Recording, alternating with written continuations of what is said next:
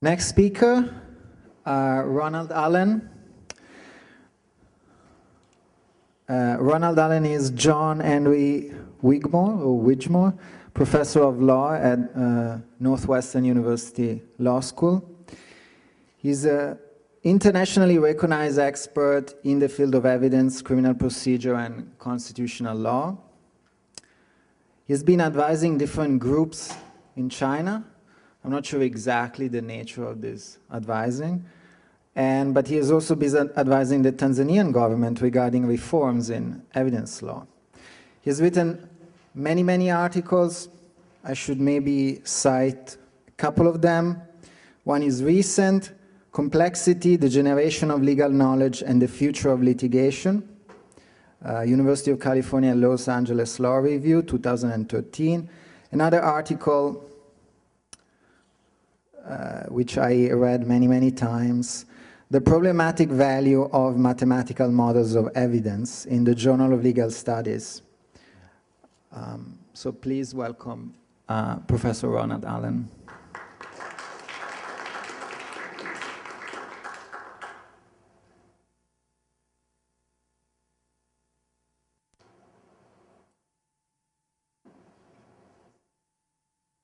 So like others, let me thank Marcello and Bart for arranging this, but unlike others, I'm acutely aware that I'm the last person standing between you and your first weekend cocktail.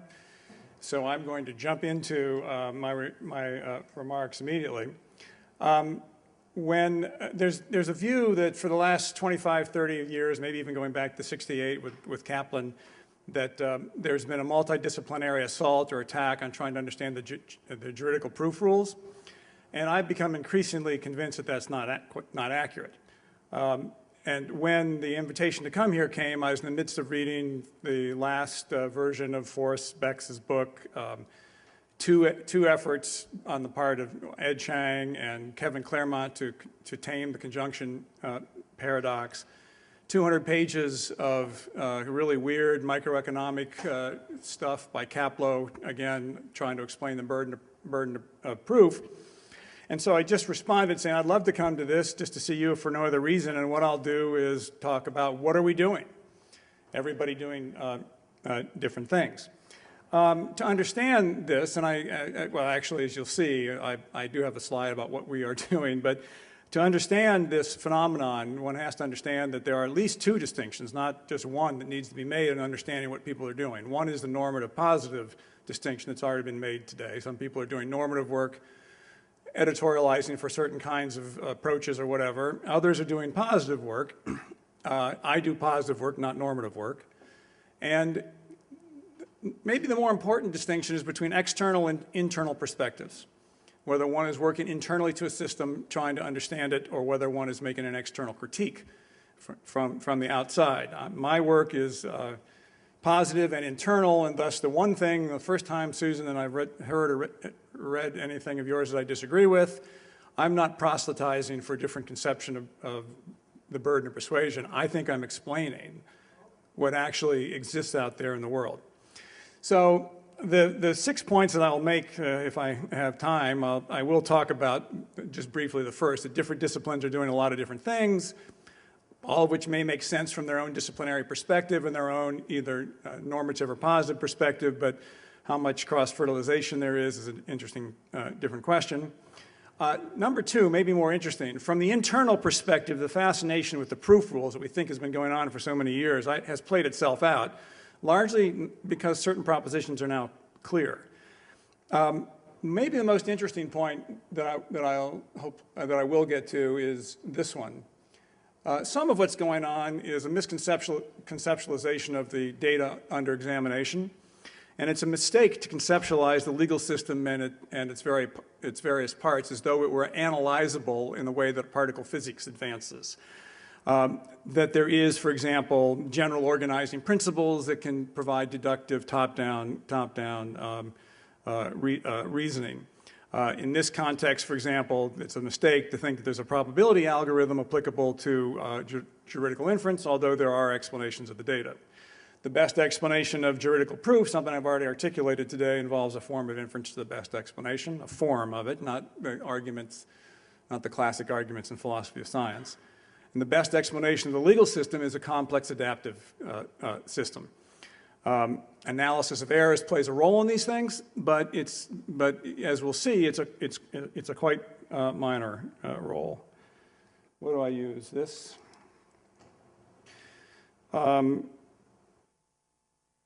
So this, I'm not going to go through all this, but what are we doing? We're doing all kinds of different things. Some normative, some positive. Some people trying to explain, like still try to explain the conjunction paradox. Some of you are concerned about mistakes in individual cases and how to avoid them. I'm trying to explain from an internal perspective the nature of juridical proof. Others are trying to explain the normative attractiveness of Bayesianism, and still others dealing with the psychology of individual decision makers. They're doing really quite different things, not the same, and so on. Now, why do I think that from the internal perspective, this debate has played itself out? Because it's pretty clear now that algorithms don't work. Why Dworkin is wrong is an interesting implication of this work that we've been doing, is that law as integrity can't get off the ground. I mean, literally cannot get off the ground because of computational complexity. That maybe we'll have a chance to talk about that, maybe not. But why don't algorithms work? Well, I alluded to this earlier today, but there's no theory. We've been talking about probability all day long, and there's no theory of probability except relative frequency that's worth a damn. It's certainly not propensity theory, certainly not logical theory, nor is subjective Bayesianism.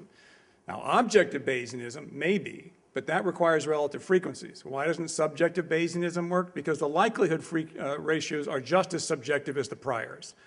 When you apply Bayesian theorem in a context in which the likelihood ratios are as subjective as the priors, there's literally no reason to think you're making any advance on truth whatsoever. So it just doesn't work. All the convergence to truth theorems and so on are premised upon objective likelihood ratios, and under that circumstance, Bayesianism may make some sense, which is why it works in science. But what about relative frequencies? Well, relative frequency of what?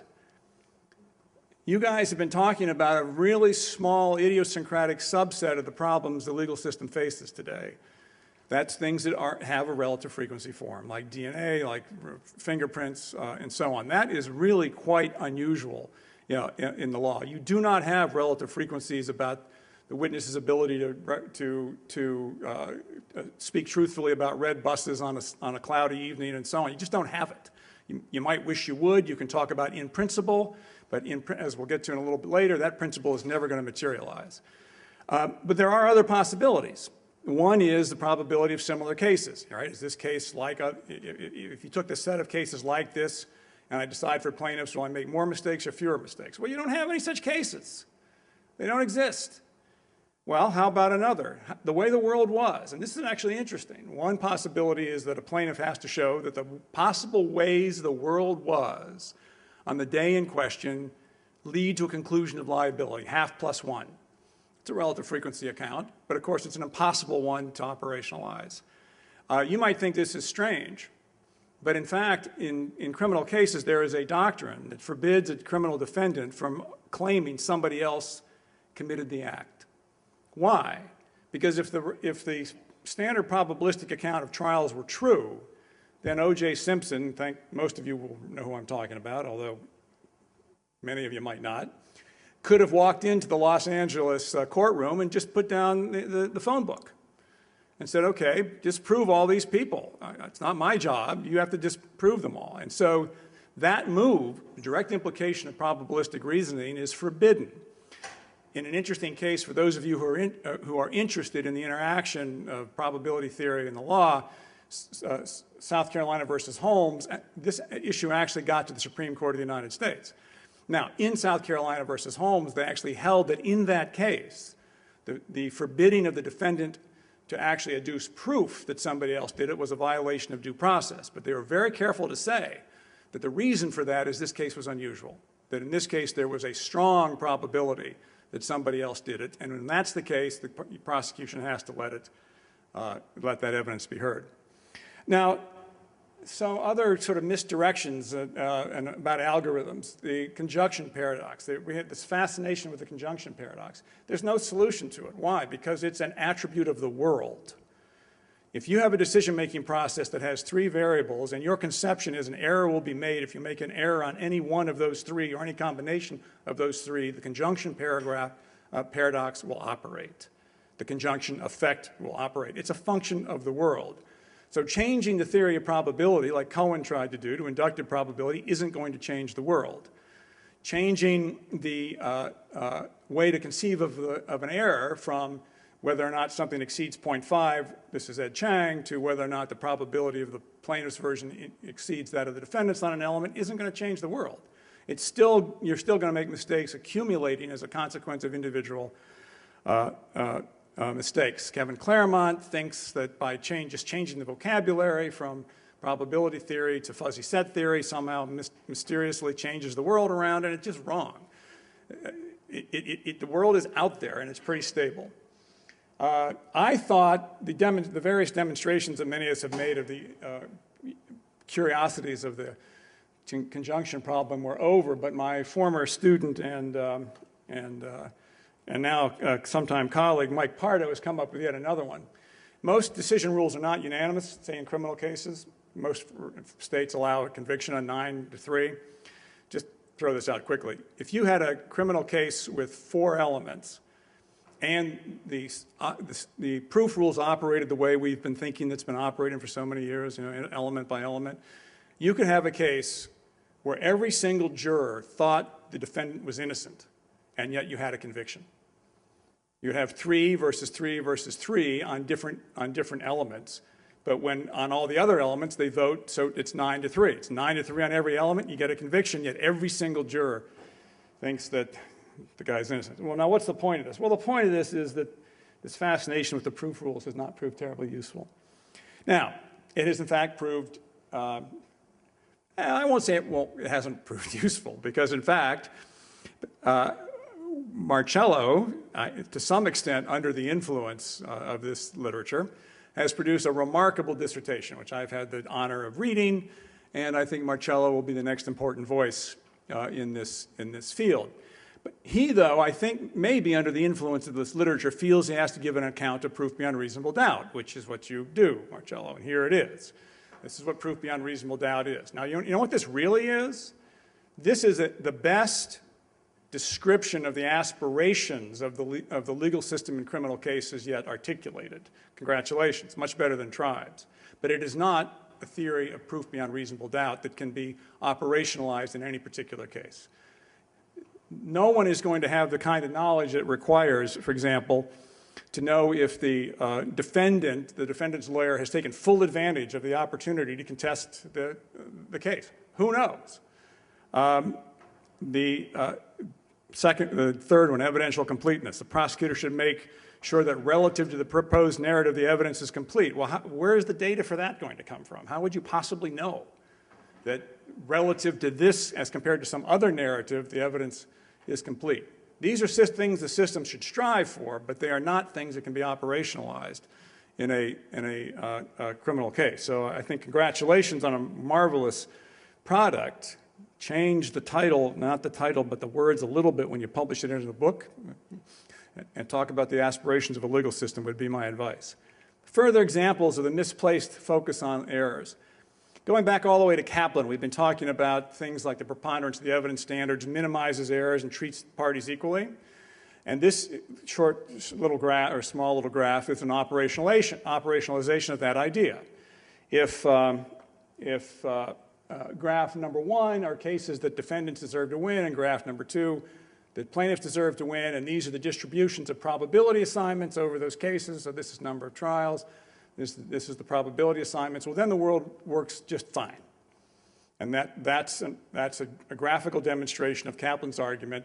And indeed, by the way, it's also, as I'll talk about in just a second, an explanation of the Blackstone ratio stuff. Why do we have proof beyond reasonable doubt? Well, because it's 10 times worse to convict an innocent person than acquit a guilty person, so we have a high probability to ensure that ratio of errors. Well, the problem is, I drew those graphs. Okay? They could look like this. In real life, it's an empirical question, not an analytical question, what the effect of any burden of persuasion is, because it's a function of, among other things, the size of the base rates of guilty and innocent people and the probability assignments made over those cases. Now, how does this apply in criminal cases? Well, and I'm going to inject another problem with the standard way of thinking about things. And again, all I'm showing is why algorithms have played their way out. If this were the way it looked, you would want to maybe lower the standard of proof. But let me use a more shocking example. So maybe in criminal cases, this is the way the world looks. And if the world looked this way, what would you say? Well, what you'd say is actually, no, this is not the one I want to make, sorry. Let's go back, yeah, here. If this is the way the world worked, you might want to say, you might want to lower the standard of proof. The best example of this is this one. Why? Because here's where the standard of proof is, but you're making unnecessary errors. If you move it to here, you're going to minimize the total number of errors and actually treat plaintiffs and defendants more equally. But what does this leave out? What this leaves out is that decisions to take cases to trial are made in the shadow of the burden of persuasion, among other things. So the analyst who's viewing this analytically says, okay, my heavens, it's obvious, lower the standard of proof is simply making a mistake. You have to predict then what will happen once that rule change occurs. All right, so this is the most unfortunately read book that should be read by people interested in errors and mistakes and so on in the legal process. Forrest, who's a criminologist at GW, said let's treat burdens of proof as a statistical sampling. And we were talking earlier today about the effect of raising burdens of persuasion and so on. Well, this is quite interesting. If you assume that 80% of the people who go to trial are actually guilty, and there's a 1% error rate, look at the difference between a conviction rate of 80%, which would be a low standard of proof. I'm sorry, 40%, which would be a low standard of proof, and 80%, 40%, which would be a high standard of proof, and 80%, which would be a low standard of proof. And everyone says you ought to go to a high standard of proof. Well, guess what? If this model's reality, by going from a high burden of proof to a low burden of proof, you do get 4 more innocent people convicted, but you get 396 more guilty people convicted. Now that just all of a sudden blows this Blackstone nonsense out of the water. Now again, I would make the same point here. Once you make these changes, you'd have to assume secondary consequences. So you don't know exactly what's going to happen, but it's an interesting examination of the relative lack of utility for algorithms in understanding the legal process. Now, why don't I like Bayes' theorem? So you all heard about, I like Bayes' theorem. It's a good friend of mine, actually. You've all heard about computational complexity, and I'll talk about Bayes' nets and waving your hands to make it go away in just a second. But the computational complexity is really, really serious. And this is, by the way, why Dworkin is wrong. If you wanted to just find the consistency of 300 independent propositions, you want to do a truth table, this tells you what it would take. You couldn't do it. You don't even get close to doing it in hundreds and hundreds of trillions of years. I could give others examples of this. I mean, this is another example. If you assumed that you had a connectionist methodology and you had computers the size of a proton that filled the entire universe, you still can't do it. After 100 million years, you can check about 558 beliefs. You and I have hundreds of thousands of beliefs in our brain. What I'm showing is the curious interaction between logical forms and the phenomenon under investigation. This is one, I put this into the literature, but it hasn't had much of an effect yet. I mean, it's relatively new. Not only do you have computational intractability, but every time a new proposition comes along, you have to start all over again. This is a consequence of formal logic. This is the formality of it. Consider all A or B. That's consistent with all C or A. It's also consistent with no C or A, or no C or B. But all A and B are inconsistent with those two propositions taken together.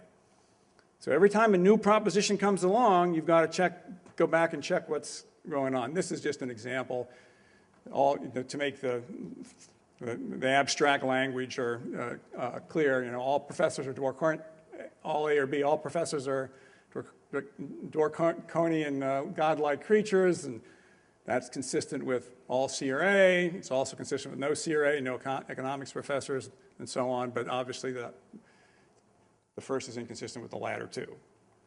All right. So now I get to Bayes nets. Logic is not the only problem. So is knowledge. There's a lot of efforts to try to get rid of this computational complexity through Bayes nets. Well, in some areas, it works. Here's one good example. Excellent effort. Another wonderful article in which they use Bayes nets to explain how you can get a handle on multiple source DNA from multiple sources. It's a wonderful article, actually. This is a simple Bayes net, but here's the point I want to make. You cannot, use Bayes nets and wave your hand and say all the problems are going to go away, as you fully are aware. You still need knowledge. You either have to know the probabilities of these propositions or the conditional probabilities or something. It has to come from somewhere. Now, they use as an example a mixed sample from a hat. And they're excellent researchers and honest researchers, and they say, and they're right, in order to apply this model, it's necessary to have a probability distribution of the values of n. They're also right legally. This is, I don't know if you know this is conditional relevance. Your testimony will not come in unless you provide a basis for it. You have to provide that knowledge, okay? And so, seeing this point, what they say is, well, they make a couple of possibilities. But one is have forensic DNA analysts opine, because one might argue that they'll be more knowledgeable than anyone else, and their judgment might nevertheless be better. Now, here's the problem. One might argue it, and it might be true, but the evidentiary process requires knowledge. Not that you just want to argue something, or it requires well-justified expert knowledge, neither of which exists here. At least I couldn't find any, and I actually looked. Now, why not? Now, this is not, the point I'm about to make, it has some humor to it, but it's a very serious point. What I'm about to show you is why the legal system isn't like particle physics. So to have this kind of knowledge, what would you have to know about? You'd have to know about the history of hats, right? A paradigm, and this is a paradigm of why few legal problems look like problems in particle physics. Because guess what? There are a bunch of different hats, and they're going to have different properties. And guess what? I can keep doing this all day long. Here are more that are going to have different properties. Here are more, some of my more favorite ones. Here's one in Spanish, all of which have different hats. Now, an expert's got to be an expert. You can't just say, oh, well, he's a DNA analyst, he can opine about hats. He's got to know about hats, and nobody is ever going to know about hats. There are too many of them. Whoop, what have I done? Even if they do, it's not just hats, but the history of hats. The size of the family, that's the Friends and Family, the famous commercial, Friends and Family. You need to know how big the family is that this hat was in. You have to know the sharing tendencies within families. You have to know the hair and grease characteristics and their implications for stickiness in it. How about cleanliness and godliness? The cleaning hat of history and its effectiveness. How well does it work? The chronology of hathood. How many owners, families, cleanings, and misadventures has a particular hat had, and how would you have any data about this? Now, I'm not just, I think it's a wonderful article, but I'm making a serious point here. And here's the serious point. This is physics envy. This is the attempt to view the legal system. And by the way, this is a powerful motivating force in science, so don't underestimate the value of physics envy, which is that we live in a deterministic universe, and physics has gone a long way to explaining it, and they make unbelievable predictions. But, well, not but, and one of those predictions would be if there is a molecule of water, say right there, you could predict where it's going to end up. Why? Because it is completely and totally subject to objective physical forces. Now, no physicist, even the quantum physicists, would disagree with that point. Quantum effects don't have macro effects. Every single physicist would agree that where that piece of molecule is going to end up, or that molecule is going to end up, is completely determined in advance. Now you ask them, is that an interesting problem to predict where it would come out? And they just laugh. Of course not. You could never do that. There are too many variables. That one water molecule bumps into maybe 10 trillion others. The course of the waterfall is unpredictable. So is the atmosphere. It's not an interesting problem for physicists. Why? Because it is beyond any capacity and will be beyond any capacity that will ever exist. It's just not interesting. This is, in my opinion, the mistake that we've made with respect to the algorithmic approach to the legal system. Thinking, that rules work well in physics. Those of you who like relative frequency, you ought to study the Higgs boson experiments of last year. That's an amazing example of relative frequency accounts. But you know what? The physicists wouldn't try to do that. As my question is, where is that sucker? Well, who knows? Now, why is this interesting?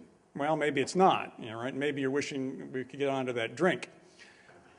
But the reason it might be is because, in fact, everyday life is more complicated than science. These are quotes from a very distinguished law review article whose author is on Northwestern's faculty. Who shall go unnamed. In science, you control variables and so on, but this never happens in life for the reason I just gave. You cannot become an expert in hats. You might be able to become an expert in French felt hats, maybe, but not hats. In the lay world, you don't descend in an organized fashion on well-articulated problems. Why? Because there's no justification for it. There's no cost-benefit justification. Nobody's going to pay for it. And why would you pick one of the literally almost infinite number of questions that you might address? So you don't do it. Well, where does this lead? How much time do I have?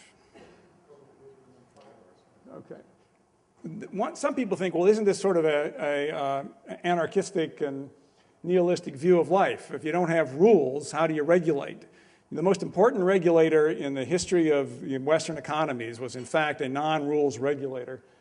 The textile industry needed a consistent stream of energy in order to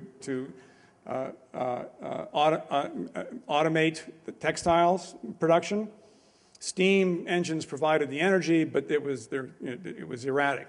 And so a brilliant, James Watt, a brilliant engineer, came up with the Watt's centrifugal regulator, where you put a connector between the steam. You put these balls, so as these balls go around, they go out like this, and when the system goes too fast, they go up like this. This immediately communicates down here with the steam, and it slows it down. It's an astonishing, and by the way, actually was the basis of the textile revolution and industrial revolution in England. There are other ways to regulate than by top-down deductive rules. That's the whole point of this particular story. Now, where does this lead to in the legal system? The process of proof is inference to the best explanation and relative plausibility. Criminal cases, the question is there a plausible story of guilt? And if so, is there a plausible story of innocence? If there's no plausible story of guilt, it's an acquittal. If there's plausible story of guilt and innocence, it's an acquittal. But now, look, this is important because this seems we are sometimes arguing when we're not. These are descriptions. They're not rules. At least in the American system, and again, remember the very starting point, an internal perspective on our system of justice. You can come in and negate elements and pretend like the negation problem exists if you like. For example, in a criminal case, if you want to come in and say, well, I didn't do it, but if I was entrapped. But if I wasn't, I was coerced. Well, but if I wasn't, I was crazy. You can do that, but that's equivalent to saying, therefore, I'm guilty. Why? Because no rational decision maker, judge, juror, anybody is going to believe that nonsense. You have a story to tell or you don't. When you come in like that, it just communicates you don't have a story to tell, you're guilty. You can try Bayesian approaches if you like. There's nothing in the relative plausibility theory, which is why I just have trouble seeing the formal distinctions between argumentation and the story model as we employ. You can try if you've got the data, If you can explain to the trial judge why it's coming in, you can try. But what actually is occurring? Well, here's what's happening. The legal system, I think this is an accurate description, is a has massively overlapping forms of regulation that interact in unpredictable ways. Critically important point, social and legal systems are dynamic, not static. Any analysis of a pre-existing case is not going to be projectable into the future because tomorrow is going to be different and things are going to change. It's a complex adaptive system with massively interconnected nodes. This is a point I'm going to end with in just a second. That can react to new inputs in the system that runs on inference of the best explanation offered by the parties. This is a point I'll end in just a second. Exploits massive parallel processing that explains the common law and why it works. And to be sure, the conventional conception of a rule works well in some domains and some legal domains where things are simple and unambiguous. But that's actually not a descriptor of the system as a whole. And rules encourage, and look at this word that I employ here. I'm not saying rules demand.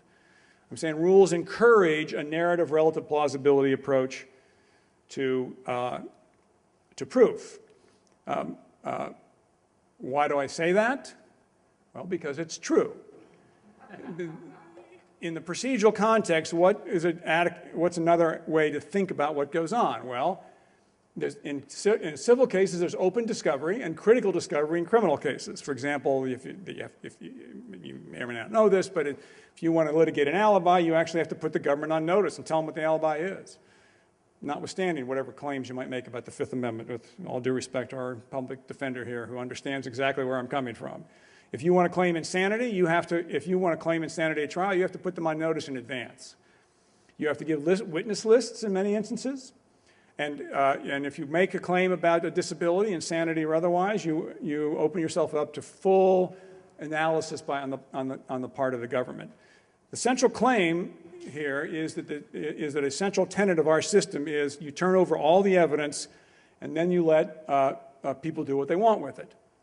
There are opening and closing statements. What do those do? Those encourage people to go in a narrative structure direction. You explain what's going to happen, and the alternative explanations given by the other side. Closing arguments do the same thing. Now, there's a bunch of other technicalities here. There are completeness rules. You non-experts in evidence think of the evidence law as a bunch of technical exclusions. That's false. There are much more technical admissions. There are completeness rules everywhere that if X comes in, then B is allowed in, even though it would otherwise be inadmissible. The two, and I'm just about done here, Bart. The two big ticket exclusionary rules that you sometimes think of are character and hearsay. They're not rules of exclusion. In modern America, the rule of hearsay is a rule of admission. There are 40-some exceptions to the hearsay rule. There has never, ever been a hearsay exception articulated since the beginning of time that was then repealed.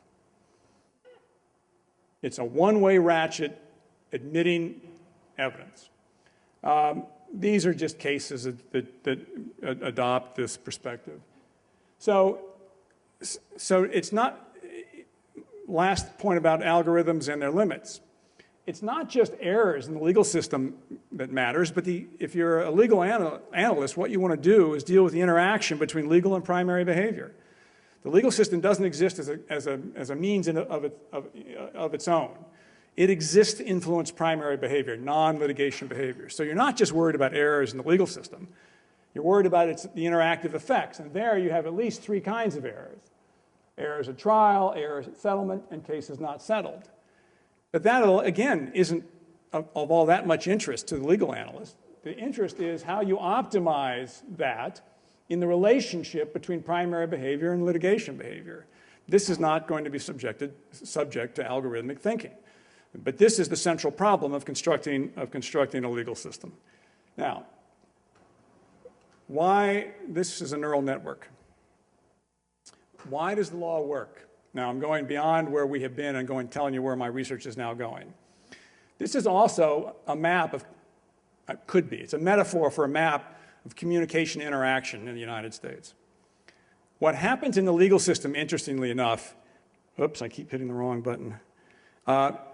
is whenever a decision is reached, it goes out over a massive communication system, and somebody who's adversely affected by it or positively affected by it is put on notice and can then take whatever action they want anywhere in the United States, either to stop this from happening in their state, to change it in their own, to exploit it if it's a good thing, and so on. And so what you see, actually, is the legal system, it can be thought of as a bottom-up system where individuals with widespread efficient communication are adapting immediately through planning, litigation, lobbying, or resistance, or whatever. This is sort of an editorial. I do a lot of work in China. And, these autocratic systems fail. I think this is one of the reasons they do. They view things as top-down rather than bottom-up. But how is this connected? Because bottom-up reasoning seems to be the antithesis of top-down algorithmic reasoning that we've been talking about. That's the point. So in sum, it looks to me like the legal system is more like a rainforest than a tree farm. Cacophonous, not ordered, permitting fluid accommodation between almost too numerous a set of variables. It's a bottom-up process for the most part with a huge number of interconnected nodes. And this is what I intend to explore in the future through networks and complex adaptive systems. Not social networks. I'm not talking about how people are connected to each other. I'm talking about neural networks as a metaphor. And of course, there are lots of adaptive systems out there in the world from which we're learning a lot.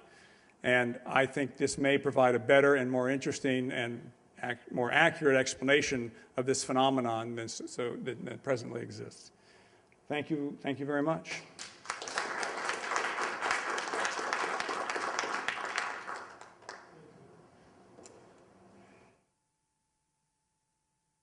Thank you, Ron. We now go to our final commentator. That's Marcello Di Bello, and he has been introduced by the person that he is going to comment on, namely as the next important voice in the area. And that's because of his recently defended dissertation in December 2013 here at Stanford called Statistics and Probability in Criminal Trials, the Good, the Bad, and the Ugly.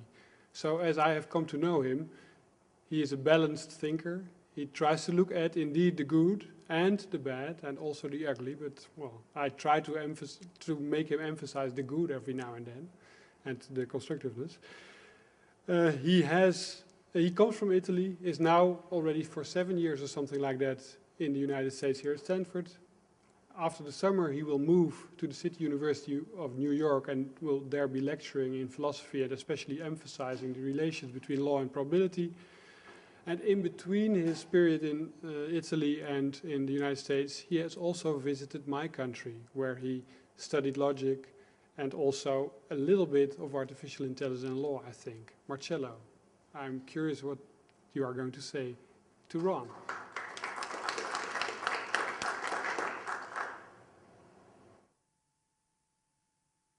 So, dear Ronald Allen, you made a lot of claims, and many of them are controversial. I will focus, I think, on one or maybe two. Let's consider the final part of your talk. You gave us this image or metaphor of the legal system as a neural network, or where there is distributed or parallel processing. So you are proposing to look at the legal system as a complex adaptive system. And my question to you is, how does this change our understanding of evidentiary devices, such as standards of proof, presumptions, evidentiary rules, rules of discovery, etc.? And secondly, how does this change our way of doing legal evidence scholarship? So I take it that the traditional approach in legal evidence scholarship is something along the following lines. I should say that I'm not a legal scholar, so this is what I take by reading legal scholars. So first, we look at a rationale or a presumed rationale that underlines certain legal rules, standards, etc. And then we try to see whether those rules perform as we would like them to perform. And thirdly, we maybe try to make certain policy recommendation for improving those rules. So this we could call a function performance approach or rationale performance approach. So you look at the rules, you ask, what's their intended function, what's their intended rationale? Second, you say, are they performing well with respect to that rationale and that function? And thirdly, let's maybe try to improve them or make policy recommendation. For example, you look at the standards of proof and you say, well, what is the function of the standard of proof? Is it to reduce error? Is it to distribute error? Is it to limit complaints by people? Well, if that's the presumed function or the intended function, are these rules, standards, etc., performing such functions well or not? If not, then there are ranges for improvement. So that seems to me at least the way I take a certain traditional approach to do legal evidence scholarship. And you seem to be dissatisfied with that. Why are you dissatisfied with that? So are you suggesting that if we take up your view of the legal system as a complex adaptive system, we will discover that the evidentiary devices, which we thought had a function or a rationale, have no function or rationale? We will discover that perhaps they have too many overlapping rationales and functions, such that it is pointless to identify their rationales and functions. Will we discover, adopting your perspective of the legal system as a complex adaptive system, that evidentiary rules, evidentiary devices perform maybe a function, but it is too difficult and too complex to tell whether they do perform that function well or not? So will we discover that it is simply too difficult and hopeless to implement a certain policy, to suggest ways to improve or change or adjust these evidentiary devices? So maybe you are suggesting that it is too hard to ask these questions about the proper function, the performance, and policy-related question about evidentiary rules and devices. And I agree, it is difficult. But what is exactly the new approach that you are proposing? How will legal evidence scholarship look like? Or what will it look like if we take up your approach? And here I see a couple of possibilities. So the first possibility is that we still investigate legal devices and evidentiary devices, standards of proof, etc., in the traditional way. We look at their function, we try to see if they perform well, we try to propose policy recommendation, but also, on top of all that, we become acutely aware of possible interconnection. Maybe we look at those rules not atomistically, but holistically. We look at them in the global context of the legal system. We take into account feedback mechanisms that occur. So we take a more holistic approach, but still it is an approach that it is based on this attention to function, rationale, performance, and policy. So that's one maybe way of moving forward and coherently with your suggestion. But here is the second way, that maybe that's what you have in mind, and it's a much more radical way. Maybe you're suggesting that we should abandon altogether the dream of understanding evidentiary devices through the lenses of their function, rationale, performance, and through asking policy questions. Maybe you are asking us to think of them in purely evolutionary terms. So maybe we should start looking at those evidentiary devices and rules as something that maximizes the equilibrium, the stability, or the resilience of a legal system over time. So these are two ways to maybe try to flesh out what you were proposing towards the end.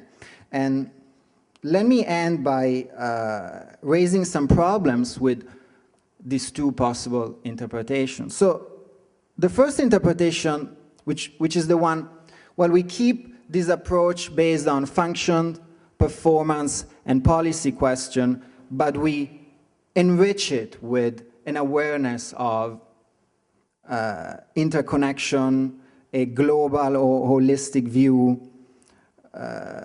Well, this approach, if that's what you have in mind, that, well, this will make things even more complicated than they already are.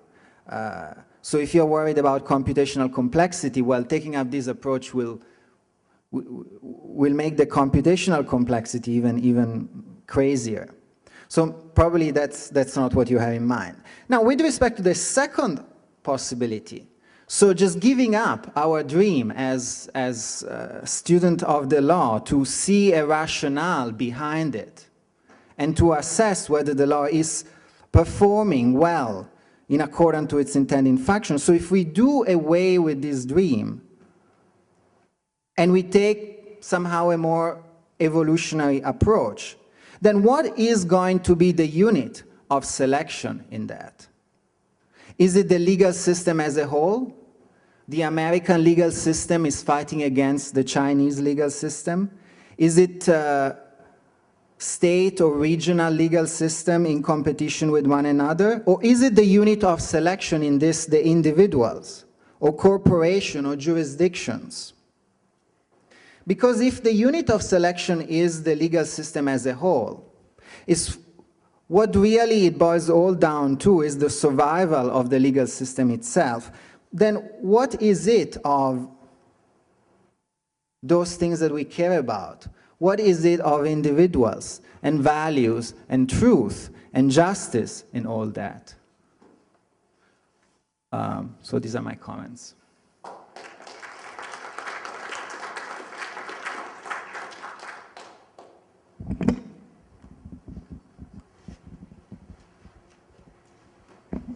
Well, like I said, you'd be the next important voice in the field, and those are very intelligent comments, and I appreciate them. There is one, however, misunderstanding. You have asked me what I think we should be doing. I'm not going to tell you what I think you should be doing. I'm a positivist. I'm a scientist. I am not a normativist. You should do what interests you. The legal system should do what it should do, and legal scholars should do what they want to do. So the question that you would judge what I'm doing by is not whether this is a pathway for the future. If you don't think it is, don't follow it. But whether or not it has already enlightened you in any way whatsoever, and it's a little hard for me to believe you don't think that answer to that question is yes. I gave you a critique of a conventional view of legal rules that will mean you will never be able to talk about those conventional legal rules in the same way, right? That's the burden of proof stuff is just crazy. And you now have to think about it somehow differently. So that's point number one. I am not proselytizing as to what you should do. Point number two is at the end, what I was shifting to and didn't have really time to go into it is that I think these debates are, these formal debates are pretty much over and now not very interesting. And the direction my work is now going is in the implications of complexity and in particular, an explanation of the American legal system. I think there is an interesting possible explanation of how the common law operates and why it seems to operate relatively efficiently. That is going to generate testable propositions. I think it will generate testable propositions that we will see whether they're true or false. And then last, I hate to say this to a young scholar, but the aspirations that you articulated for identifying the purpose and function and how well legal rules work, I don't think you can give me a single example of where that's worked out very well. Not one. And you have just written a massive dissertation where you've looked at a lot of these things. They don't exist. Why? Because the legal system resists, because of its structure, that kind of work. I mean, even to ask questions about errors, you have to know if somebody whether it was a true conviction or a false conviction. You never have that data. You have no idea if the hearsay rule is functioning well or not functioning well in any way that you can systematically test it. So I think I understand where you're coming from, but I think those aspirations, although conventional, are misguided. But thank you very much for those comments. Okay. For the record, I would have been supportive of bringing the cocktails in here and letting you go on talking further. Wrong. I'll support the first part of that proposition. You know yourself better, I suppose. Stanford being the place that it is, there's a story that there was a student here who once was at a table having a conversation with someone who would become, in the future, a cabinet member in U.S. government. And there's a quote that they bumped under the table, and it said, "That wasn't my foot." And then the quip was, which word in there was emphasized, actually? So I'm looking, even though you just responded to Marcello, I'm going to take another pass at it and say, in your thesis or statement, what are we doing? Reconsidering judicial proof rules. Is there any part of that that's emphasized, italicized?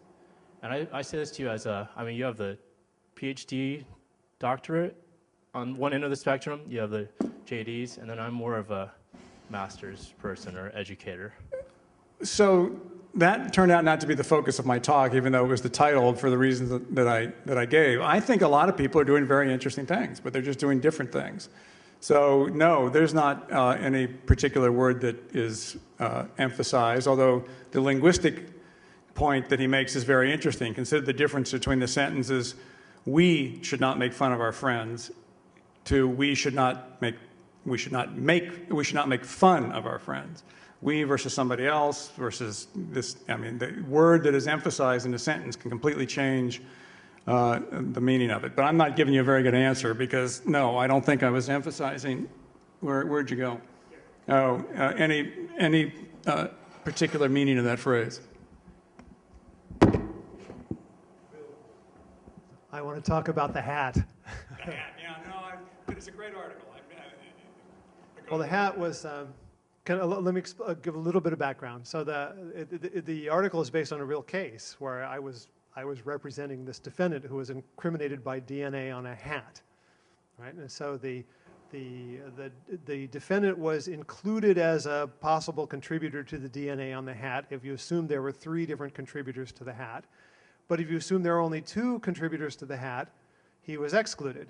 But you couldn't tell based upon the scientific evidence whether there were, definitively, whether there are 2 or 3 contributors. And so the DNA evidence either proved the defendant was, strongly incriminated or exonerated, depending on what you assumed about a question on which we couldn't resolve definitively.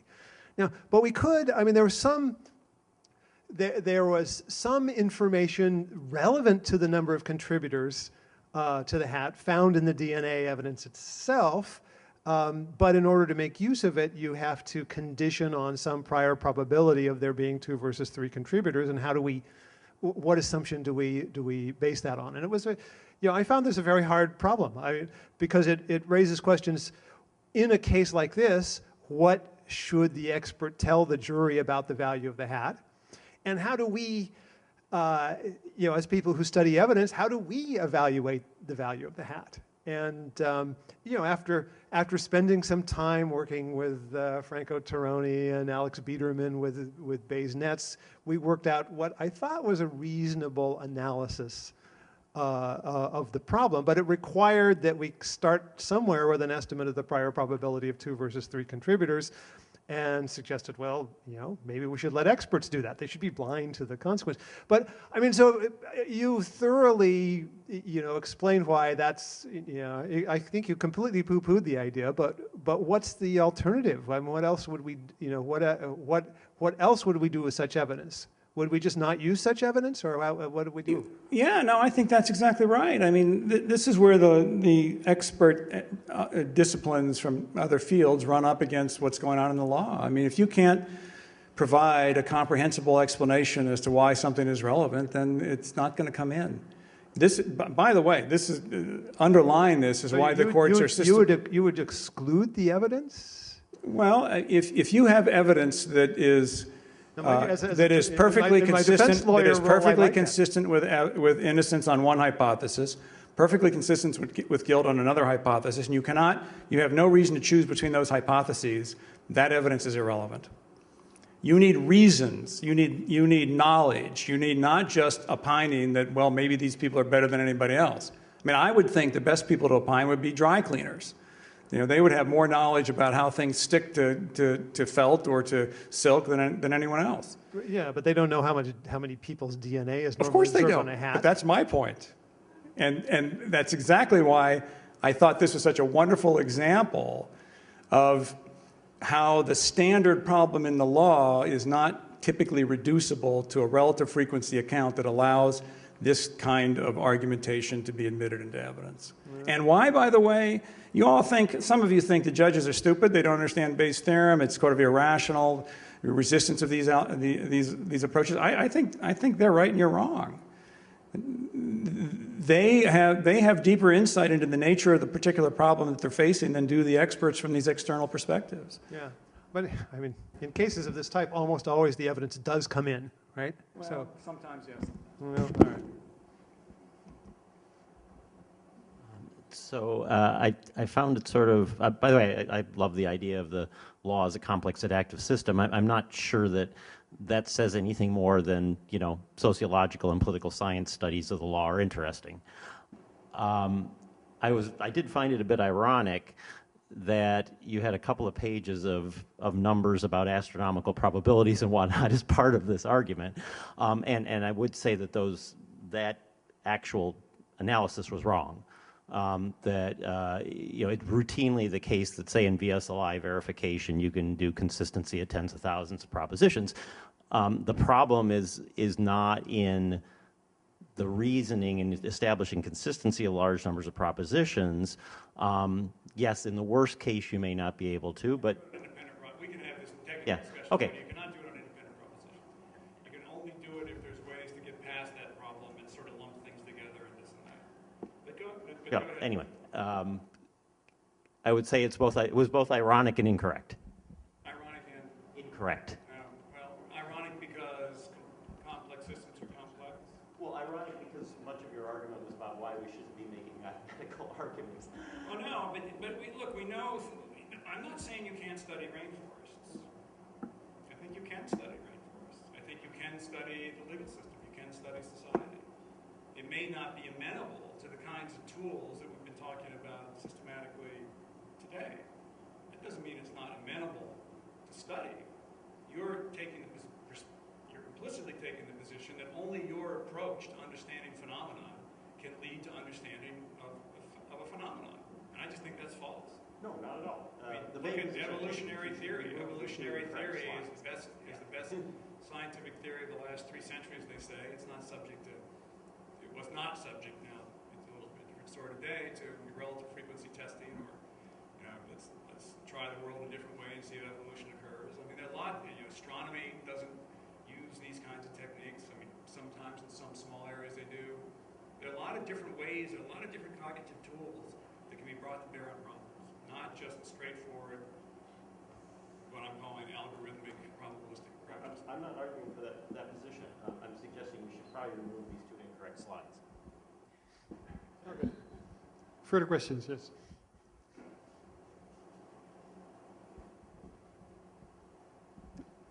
Thank you. Thank you for a great lecture. I wonder, I think you have presented some skepticism about the accuracy of algorithms and, you know, trustworthiness of mathematics. Sorry, say that again. The trustworthiness of the algorithms and skepticism towards algorithms and like lack of emotions in computers and, you know, how will they really feel about the situations and so I think it raises two questions and the first one is that, you know, sometimes jurors might not be competent. So if I can raise fingers towards algorithms, I can also point out towards jurors that they are not competent to be on the jury. And the second, would you support analyzing past historical data and see if one of the stakeholders are not suitable for the case? So let's say a specific person has always gone in a specific direction, and we can do it very easily. I mean, this is just like, that's simple analysis. So that person is not suitable for a specific case. Well, so I think there's a really interesting deep question here, which is that and you'll see how I get to your the use of experts in the United States, in particular, the system I know well, is a reproach to the aspirations of a legal system. The aspirations of a legal system, of our legal system, is that we think that you'll get to more accurate, more acceptable results through an individual who's disinterested, unbiased, can process information, deliberate on it in a rational way, and then decide what he or she thinks is most likely true. The way experts are used short circuits that. It's not required that you provide opinions for a juror or judge to defer to, but it is the systematic way in which we do approach problems. That is a reproach to these fundamental aspirations, because a decision made in deference to an expert is not a decision in which the individual understands the evidence, processes it, deliberates on it, and then reaches an outcome. Now, how does that map back to your questions? So, yeah, I think jurors and judges should be competent to deal with the subject matter of the case that's before them. Indeed, I would go further than that. I actually think that the system can do that. It can take expert and testimony and domesticate it. That is, make it understandable. It just takes more time and effort. Even with a jury. I mean, the issue on a jury is not whether every member of a jury understands something. It's whether the juror as a unit, as a group with agency understands something. And 12 individuals, even 6, have remarkable cognitive capacities. Now, the problem is the cost. That this is going to take some trials, make some trials a lot longer. But, you know, look, the O.J. Simpson trial went on for 9 months, and there was virtually nothing interesting or difficult there, a little bit of DNA, but not really. And the kind of education that I'm talking about of fact finders might actually be useful to them. So talk about ironies. It's ironic that we stop a proof process because of cost when the information might actually be useful to somebody, like it might be useful to somebody in their later life if they understood statistics.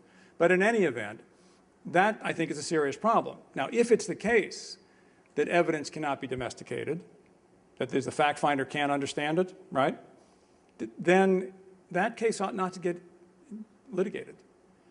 Now, this is an aspiration and an ideal, and it bears no relationship to reality. This is not going to happen in the United States, but it should happen.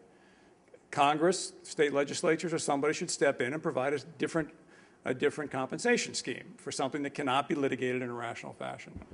So yeah, if I understand your question, the competence of the decision maker is a critical question. It's also one that unfortunately gets a little bit swept under the rug in the United States. So that's the problem I was getting to earlier. It's really hard to know what to make of historical data in the legal system. So you've got some series of cases. I mean, are they rightly decided or wrongly decided? What's your external measure of that? You can have a lot of ignorant jurors deciding cases and get them right. Or you can have a lot of ignorant judges deciding cases and get them wrong. But how do you know? What's the measure? Very rarely do you have any kind of reliable measure of whether the case was accurately decided or inaccurately decided. Let's move to the last question, and please be brief, both questioner and answer.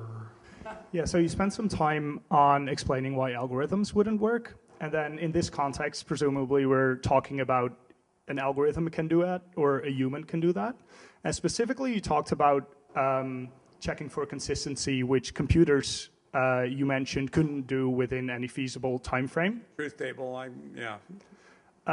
So could you explain to me how a human could do that, seen as typically computational complexity, if it can be expressed? Yeah, so the question is why don't these problems affect any kind of decision-making methodology that we employ? Well, that's the bottom-up argument, and maybe this is an answer I should have given to you, but I'd already spoken enough. The legal system constructs things in a bottom-up way. It gives the incentive to parties who have the right incentives to decide how much to invest in investigation, how much to invest in any kind of argumentation, formation of argumentation schemes and the like, and then it puts a disinterested person in between them and says, listen to the best arguments these people have to make and the evidence that they have to offer, and then decide what you think is the best outcome. So a human doesn't actually do that? Doesn't actually do it. I would be surprised if a human actually did it, because I don't think that can be done. I just worry by if you're skipping that step, so not letting a human do that, you're just ignoring this part that could lead to a valuable insight. And so I think it's more of a proof by confiscation than a proof by being more accurate. Well, no, and there's no guarantee that what I just described is, forget who the interlocutor was, is socially optimal. But that's the question that we ought to be asking, and if you want to study it, that's the question you ought to be studying. You have reasons to think that these methods are maximizing social welfare. That's a very, very hard thing to do, but that's the question we ought to be asking. I agree. Thanks, everyone. Speakers and commentators and audience. Those are my last words, but Marcello is going to do the real closing of the day. So I'm sorry, maybe I'll bore you for like 5, 10, 20, 25 more minutes. The title of this conference was Trial with and Without Mathematics. So let me just try to go over what happened today. So Sandy opened up and he showed us how already in the 18th and 19th century probability theorists were sort of concerned and critical with the very same problems, whether or not probability can be applied to the legal domain. And then jumping to the 21st century, he made a powerful case for mathematics, statistics, and probability in criminal trials, I think, citing DNA evidence. And he pointed out how the advent of DNA evidence raised the bar, made trial proceedings so much more accurate. He made us more aware of possibility of error. And he cited the case Mayfield as an example. And Andrea Roth, although pointed out that Mayfield might also happen in the DNA evidence case. Next, we had Susan Hack. And Susan Hack maybe is more on the side of the without mathematics, although she carefully began her talk by saying, I have nothing against mathematics, I just think that mathematics and probability should be put in their place, and that place is not as a tool to describe standards of proof. In their stead, Susan Hack suggests to understand standards of proof as in terms of degrees of warrant or required degrees of warrants, and she understands degrees of warrants along 3 dimensions. One is the supportiveness, and second, how secure the supporting reasons are, and third, the comprehensiveness of the supporting evidence. And since there are 3 dimensions to the notion of warrant, and since probability is, let's say, one-dimensional and just offers us a linear ordering, there seems to be a mismatch between degrees of warrant and probability. Moving to William Thompson. William Thompson, I guess, is more with the with mathematics side, but just putting people in boxes, it's good sometimes. He's a psychologist, and so he gave us 3 criteria on how to assess whether a certain way of presenting quantitative evidence is a good way to presenting to jurors. One criteria is whether a particular way of presenting DNA evidence, but also, let's say, quantitative evidence in general, whether or not the jurors are sensitive to the strength of the evidence. Second, whether they are non-susceptible to fallacious interpretation. And third, whether they track logical coherence, which is understood in a Bayesian way. And he found that if you use the random match probability format presentation, mock jurors are more sensitive to the strength of the evidence, in contrast with likelihood ratio presentation or verbal type presentations. But the downside of this is that random match probability presentation are very much subject to prosecutor's fallacy or defense fallacy type of reasoning. I'm running very quickly, so yeah. Moving to Henry Praken, maybe Henry Praken wants to endorse the conjunction of the two. His project that he's running with Bart Verhey is integrating 3 different approaches. Maybe 2 approaches are more qualitative, the story approach and the argumentation approach for legal evidence, and the third one, the Bayesian approach, is more quantitative and mathematical. We're towards the end. So Vern Walker, yeah, I'm not sure where to put you in a box. I will not put you in any box. I found very fascinating your reference to Wittgenstein and try to play the rules of the game and try to understand what those rules are and making those rules clear to as many people as possible. And your project seems to looking at the rules that we play in the legal game by formalizing, parsing large body of legal text and making them both machine readable and human readable. And these might also, you suggested, enhance legal accessibility. I hope I have not forgotten anyone, but well, I forgot Ronald Allen. Well, eminently forgettable. Well, yeah, Ronald Allen has been a shock for me, and so I still need to.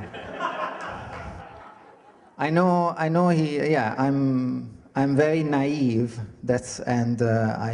I'll have to think this through for like the next 5 or 10 years.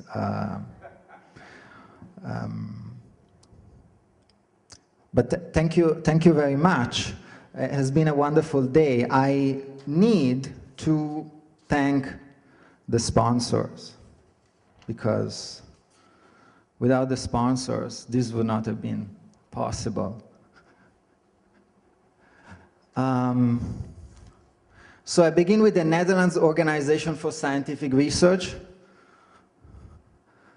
then the Stanford Philosophy Department, and in particular Professor Krista Laura, who was also in my dissertation committee. She's Associate Professor of Philosophy here at Stanford, and Deborah Satz.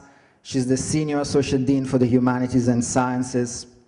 I should also thank the CodeX Center for Legal Informatics, Ronald Vogel, who is the Executive Director of CodeX, and Mike Genezeret, who is the Academic Director of CodeX.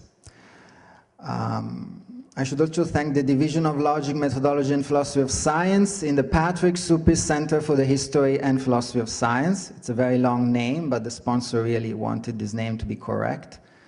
I would like also to thank Ted Sickerman, who is the director, the academic director of the Center for, and the founder, I think, for the Center for Computation, Mathematics, and the Law at the University of San Diego. And as far as organizing this event, well, I would like to thank Erin Lee, Jackie Del Barrio, and Trish Jertridge from the law school, who made this possible, and Teresa Mooney from the philosophy department, who is the financial officer, and I imagine that some of you will come up to me with receipts and claiming what is due to you. Well, thank you very much. It's been a wonderful day. Maybe Bart wants to say a few things.